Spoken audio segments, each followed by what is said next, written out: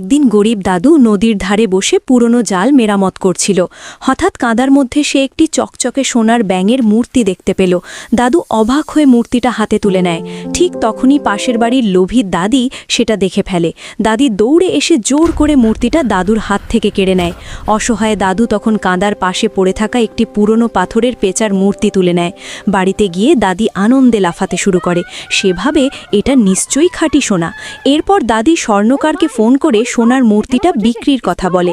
ঠিক তখনই সোনার ব্যাঙটি নড়াচড়া করতে করতে হঠাৎ বিশাল বড় হয়ে যায়, আর তার মুখ থেকে হাজার হাজার কাঁদা আর জোঁক বেরোতে থাকে। দাদি ভয়ে চিৎকার করতে শুরু করে। এদিকে দাদু সেই পাথরের পেঁচার মূর্তিটাকে পানিতে ধুয়ে পরিষ্কার করছিল।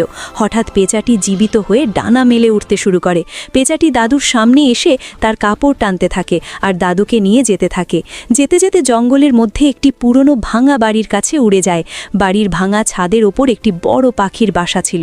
পেঁচাটি সেখানে গিয়ে বসে এবং দাদুকে ওপরে উঠতে ইশারা করে। দাদু ধীরে ধীরে ওপরে উঠে বাসার ভিতরে একটি পুরনো লোহার সিন্দুক দেখতে পায়।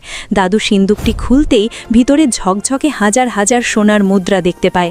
কিন্তু পেঁচাটি তখন হঠাৎ কান্না শুরু করে, কারণ এখনও কেউ ভিডিওতে লাইক বা সাবস্ক্রাইব করেনি।